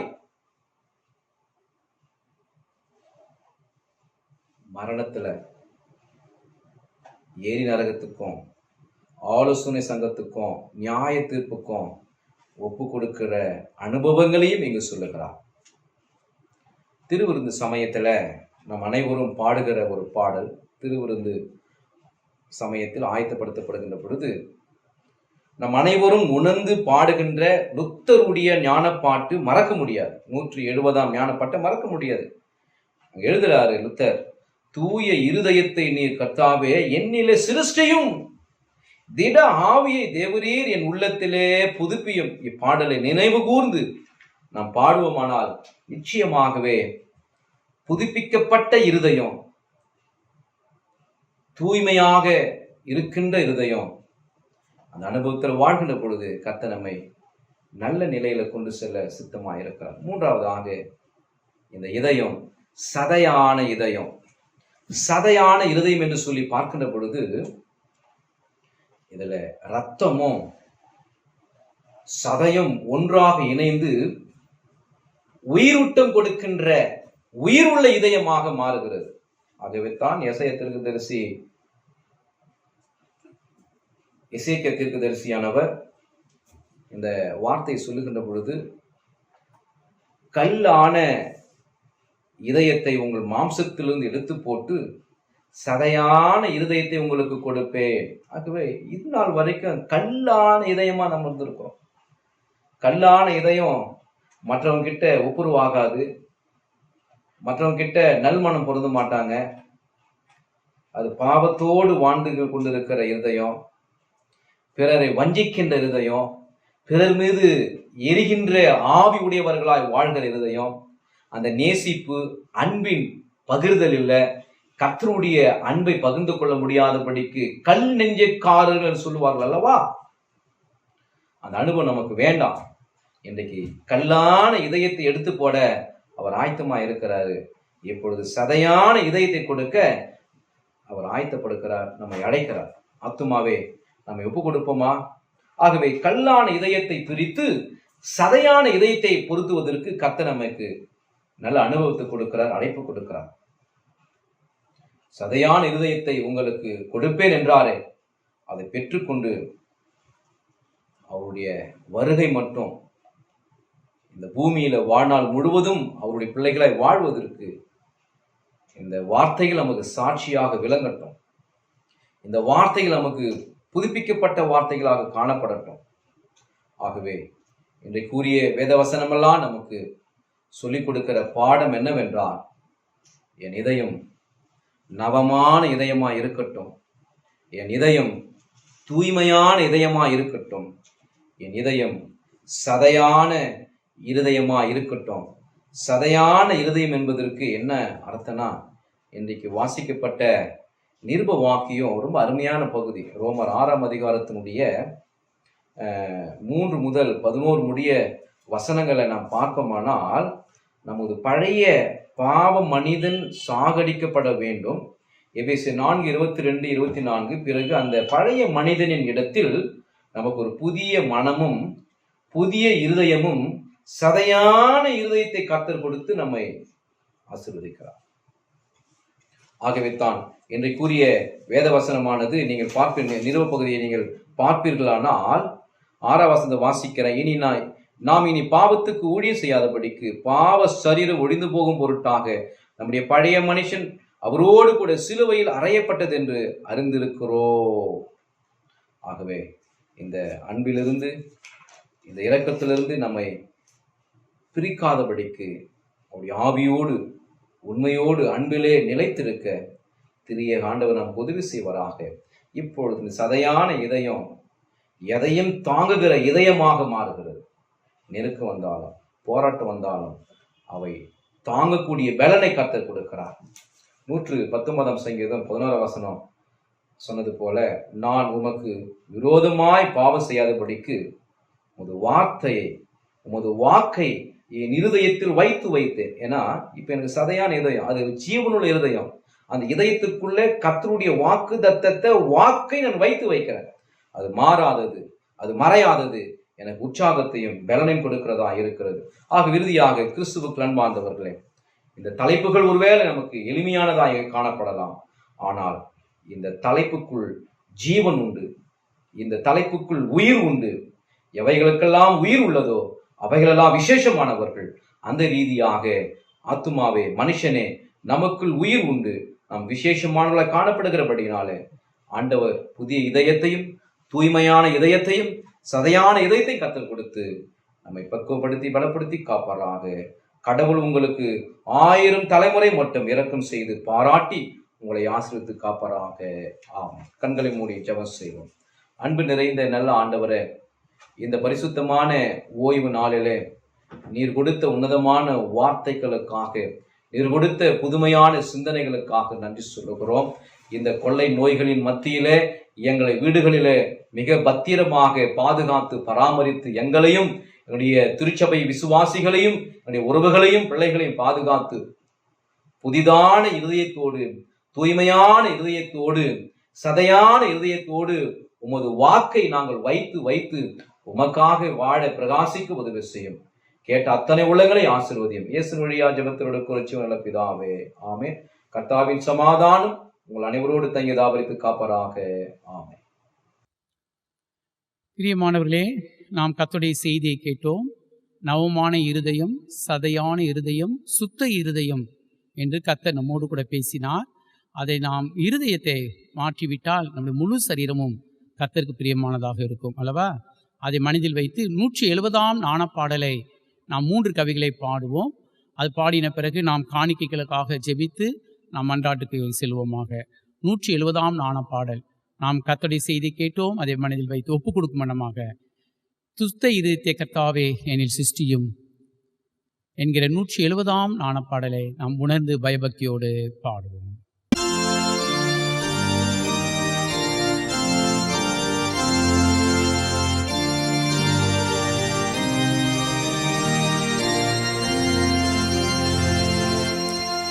தூய இருதயத்தை நீர் கர்த்தாவே என்னை சிருஷ்டியும், திட ஆவியை தேவரீர் என்னுள்ளத்தில் புதுப்பியும்.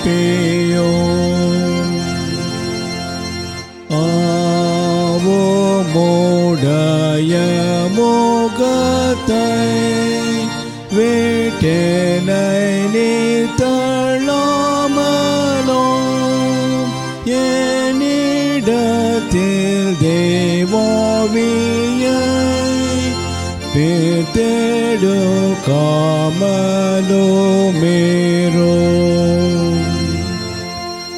மீண்டும்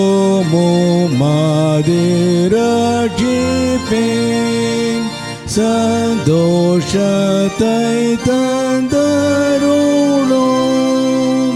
இனி புதிய ஆவியே உற்சாகமென்னை தாங்கவும்.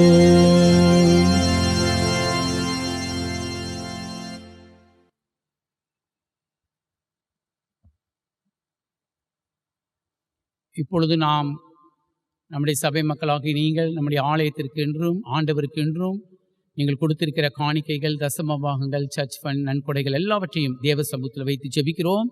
கர்த்தர் உங்கள் எல்லாரையும் அதை இரட்டிப்பான ஆசீர்வாதங்களை ஆசீர்வதிக்கட்டும். ஆகவே 200ஆம் நாணப்பாடலில் 2 கவிகளை பாடி நாம் காணிக்கைக்காக ஆண்டவரிடத்தில் நாம் மன்றாடுவோமாக.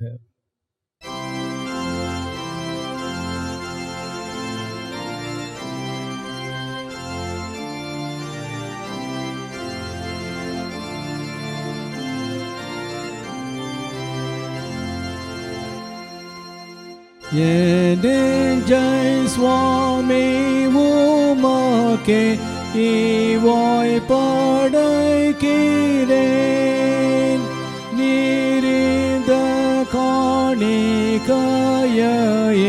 Kettirendrariven Kettirendrariven En Magane Bone Jaita Neye Kadanaiti Verengom Ni Sogapada Mataye Engiri Mataye Engiri.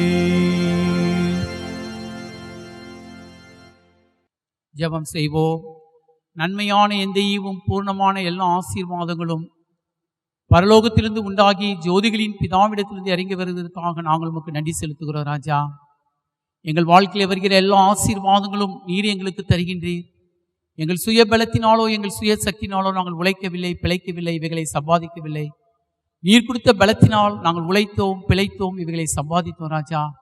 ஆகவே நீர் கொடுத்ததே உடைய திருச்சபையின் ஊழியத்திற்கென்றும் உடைய ஊழியர்களுக்கென்றும் ஆண்டவரே நாங்கள் காணிக்கையாய் படைக்கும் பொழுது மனப்பூர்வமாய், உற்சாகமாய், அன்போடு கூட, நீதி நியாயத்தோடு கூட கொடுத்த ஒவ்வொருவர் உள்ளங்களையும் ஆசீர்வதியும். உலகம் கொடுக்க முடியாத ஆவிக்குரிய ஆசீர்வாதங்களினாலே நீர் அவளை நிரப்பி பலப்படுத்தி எழ வேண்டும் என்று உம்முடைய பொற்பாதத்தையே பணிந்து ஜெபிக்கிறோம் ஜீவனுள்ள பிதாவே, ஆமென்.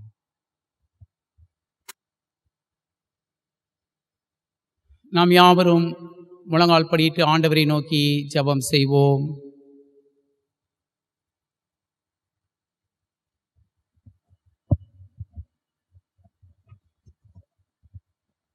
சர்வத்திற்கு பல நித்திய பராபரனே, எங்கள் கர்த்தராகிய இயேசு கிறிஸ்துவின் பிதாவே, உம்முடைய பிள்ளைகளாகிய நாங்கள் உம்முடைய சமூகத்தில் விண்ணப்பம் செய்ய தாழ்மையோடு கூட வருகின்றோம். பூமியில் உம்முடைய திருச்சபை தேவரீர் கண்ணோக்கி பார்த்து ஆசீர்வதியும். முக்கியமாய் தமிழ் சுவிசேஷ லூத்தரன் சபையாராகி நாங்கள் சுத்த உபதேசத்தில் உறுதியாய் நிலைத்திருக்க பண்ணும். எங்கள் அத்தியட்சர் குருமார்களையும் ஆலோசனை சங்கத்தார் மற்றும் எங்கள் சபையிலும் மிசியோன்களிலும் வேலை செய்கிற எல்லாரையும் பரிசுத்த ஆவியால் நிரப்பி அவர்கள் பிரயாசங்களை வாய்க்க பண்ணும். உம்முடைய ரட்சிப்பின் நற்செய்தி எங்கும் பரம்பவும் எல்லா புதஸ்தரும் முக்கியமாக எங்கள் ஊராரும் தேசத்தாரும் அடை திரும்பவும் கிருபை செய்தருளும். நாங்கள் உம்மை உறுதியாய் விசுவாசித்து உம்மையும் எல்லா மனிதரையும் நேசிப்பதற்கு எங்களுக்கு ஒத்தாசை பண்ணியருளும். உலக அதிகாரிகள் எல்லாருக்காகவும் அவளை சேர்ந்த யாவருக்கும் வேண்டிய சகல ஆசீர்வாதங்களின் நன்மைகளையும் கொடுத்தருளும். எங்கள் நாட்டில் அதிகாரிகள் யாதொரு அநியாயமும் செய்யாமல் அக்கிரமத்தை தடுக்கவும் நீதியை செய்யவும் அவர்களை வழிநடத்துவீராக. நாங்களும் சகல பாவங்களையும் பகைக்கவும் உமக்கு பிரியமானதை செய்து யோக்கியமாய் நடக்கவும் எங்களுக்கு துணை செய்தருளும். எங்களுக்குள் இருக்கிற ஏழைகள், வியாதிக்காரர், கற்பவதிகள், மரண அவசியப்படுகிறவர்கள், பலவித இக்கட்டுகளில் அகப்படுகிறவர்கள், கிறிஸ்து மார்க்கத்தின் நிமித்தமாய் துன்பப்படுகிறவர்கள், இவர்கள் எல்லாரும் உடைய ஆவியானவரை கொண்டு ஆறுதல் படுத்தியருளும். பரமபிதாவே, அறுப்போ மிகுதி வேலையாட்களோ கொஞ்சம், அறுப்புக்கு வேலையாட்களை அனுப்பும்படி எஜமானை வேண்டிக் கொள்ளுங்கள் என்று சொன்னீரே. ஆண்டவரே, எங்கள் திருச்சபையின் ஒரு நாட்களுக்கென்று குருமார்களாக வர இருக்கின்ற ஆயர் பெருமக்களையும் மாணவ மாணவிகளையும் நீர் ஆசீர்வதித்தருளும். தமிழ்நாடு இறையில் கல்லூரி, Madurai Arasaradi, united theological seminary Bangalore, Gurukul theological college, குருக்கள் சென்னை, ஆண்டவரே போன்ற எல்லா இறையில் கல்லூரிகளிலும் ஆயர்களுக்கு என்று பயிற்றுவிக்கப்படுகிற மாணவ மாணவிகளையும் அவள் கொடுக்கின்ற ஆசிரியர், கற்றுக் கொடுக்கிற ஆசிரியர் குருமார்களையும் பரிசுத்த ஆவியால் நிரப்பிடலும். இந்த புதிய குருமார்களை கொண்டு சத்தியத்தை சத்தியமாய் பிரசங்கிக்கவும், கர்த்தருக்கு மாத்திரம் பயந்து நற்செய்தியை ஆண்டவரை தைரியத்தோடு பிரசங்கிக்கவும், தவறுகளையும் குற்றங்களையும் எடுத்து உரைக்கவும், ஆண்டவரே ஆவியின் பலத்தினால் தங்கள் ஊழியங்களை செய்யவும், மனுஷருக்கென்று செய்யாமல் கர்த்தருக்கென்று ஊழியம் செய்யவும் அவர்களை நீ பரிசுத்த ஆவியால் நிரப்பியருளும்.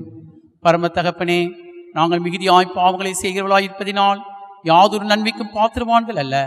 என்றாலும் எங்கள் இரட்சகராகிய இயேசு கிறிஸ்துவின் முகத்தை பாரும். அவள் நிமித்தமாய் எங்கள் பாவங்களை மன்னித்தருளும். பஞ்சம், படை, கொரோனா, கொள்ளை நோய், இடி சேதம், பெருங்காற்று, பெருவெள்ளம், சடுதியான துன்மரணம், நரகாக்கினி முதலிய தீமைகளுக்கு எங்களை விலக்கி காரும். பூமியின் பலன்களை செழிக்க பண்ணி எங்கள் பிழைப்புக்கு வேண்டிய எல்லா நன்மைகளையும் எங்களுக்கு கொடுத்து உம்முடைய ஆசீர்வாதத்தினால் எங்களை ஆசீர்வதிக்கும்படி உம்மை தாழ்மையாய் வேண்டிக் கொள்கிறோம் சுவாமி. ஆமேன். கர்த்தர் நாம் கற்பித்த ஜெபத்தை நாம் பயபக்தியோடும் விசுவாசத்தோடும் எல்லாரும் ஏறெடுப்போம். பரமண்டலங்களில் இருக்கிற எங்கள் பிதாவே, உம்முடைய நாமம் பரிசுத்தப்படுவதாக, உம்முடைய ராஜ்யம் வருவதாக, உம்முடைய சித்தம் பரமண்டலங்களில் செய்யப்படுவதாக. அன்றி வேண்டிய அப்பத்தை எங்களுக்கு தாரும். எங்களுக்கு விரோதமாய் குற்றம் செய்கிறதுக்கு நாங்கள் மன்னிக்கிறது போல எங்கள் பாவ குற்றங்களை மன்னியும். எங்களை சோதனைகள் பேசிக்க பண்ணாதிரும், தீமையை ரட்சித்துக் கொள்ளும். ராஜ்யமும் வல்லமையும் மகிமையும் என்றென்றைக்கு முடிவுகளே சுவாமி. ஆமென்.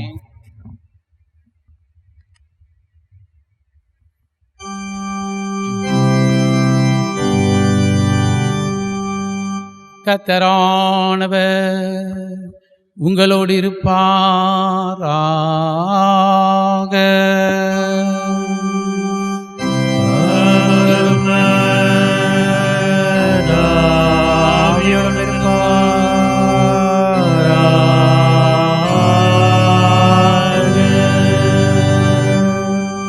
கர்த்தரானவர் உன்னை ஆசீர்வதித்து உன்னை காப்பாராக. கர்த்தரானவர் தமது திருமுகத்தை உன்மேல் பிரசன்னமாக்கி உன் பேரில் கிருபையாயிருப்பாராக. கர்த்தரானவர் தமது திருமுகத்தை உன்மேல் ஏறெடுத்து உனக்கு சமாதானம் தந்தருளுவாராக.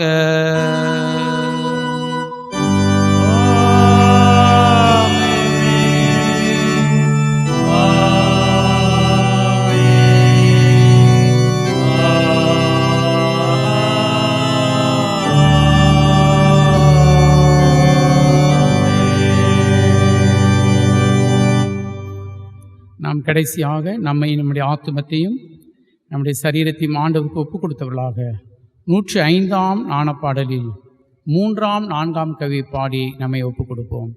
நாணப்பாடல் 105 3ஆம் 4ஆம் கவி. ஆகாதோ தெய்வ வார்த்தையை பகைத்து நிந்திப்பார்கள், ஆனாலும் நம்மை விட்டதை பறிக்கவே மாட்டார்கள். நாம் விசுவாசித்து அவர் சொல்லுக்கு கீழ்ப்படுத்தினால் நம்மை தம் கைகளினால் நடத்தி மோட்சம் சேர்ப்பார். நாணப்பாடல் 105 3ஆம் 4ஆம் கவியை பாடி ஒப்புக் கொடுப்போம்.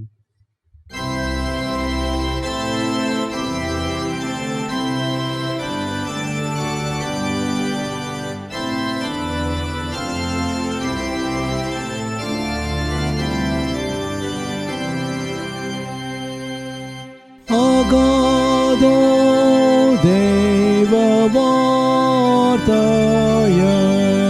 பகைத்து நிந்திப்பார்கள், ஆனாலும்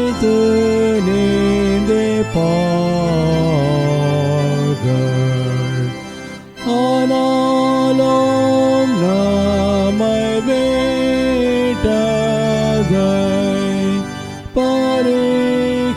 விட்டதை பறிக்கவே மாட்டார்கள். நாம் விசுவாசித்து அவர் சொல்லுக்கு கீழடங்கினான், நம்மை தம் கையினால் நடத்தி மோட்சம் சேர்ப்பார்.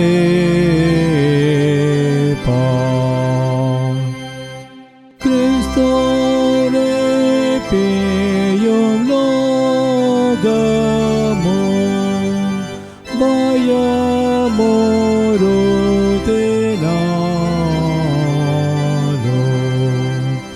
அஞ்சாதிரும்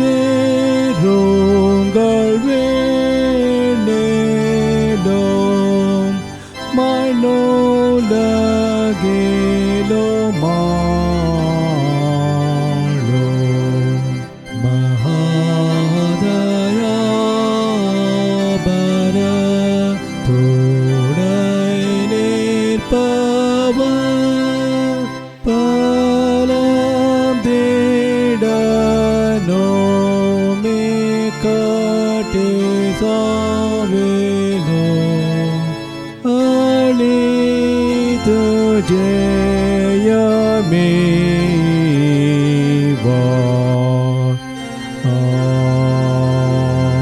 Amen. கர்த்தர் ஆராதனையிலே கலந்து கொள்ளும்படியாய் கர்த்தருடைய சத்தியத்தை கேட்கும்படியாய் தந்த கிருபைக்காக நம்ம எல்லாரும் நம்முடைய கரங்களை உயர்த்தி நம்முடைய இல்லங்களிலே கர்த்தரை ஸ்தோத்திரிப்போம். என் ஆத்மாவே கர்த்தரை ஸ்தோத்திரி, என் முழுவதுமே நாமத்தை ஸ்தோத்திரி. என் ஆத்மாவே கர்த்தரை ஸ்தோத்திரி, கர்த்தர் செய்த சகல பாவங்களையும் மறவாதே. ஆமென். யாவரும் கெஞ்சி ஏறெடுப்போம். சுவாமி கிருபையாயிரும், கிறிஸ்துவே கிருபையாயிரும், சுவாமி கிருபையாயிரும். ஆமென். ஆமென். கர்த்தர் உங்களை ஆசீர்வதிப்பதாக. இயேசுவின் ரத்தம் ஜெயம், இயேசுவின் ரத்தம் ஜெயம், இயேசுவின் ரத்தம் ஜெயம். கர்த்தாவின் சமங்களோடு இருக்கட்டும். ஆமென். பராபரனுக்கு தோத்திரம் உண்டாவதாக. கர்த்தர் உங்களையும் உங்கள் குடும்பங்களையும் உங்கள் பிள்ளைகளையும் நம்முடைய சபை விசுவாச வீட்டார் அனைவரையும் அவர் தொடர்ந்து சுமந்து ஆசீர்வதித்து காப்பாராக. ஆமென். ஆமென்.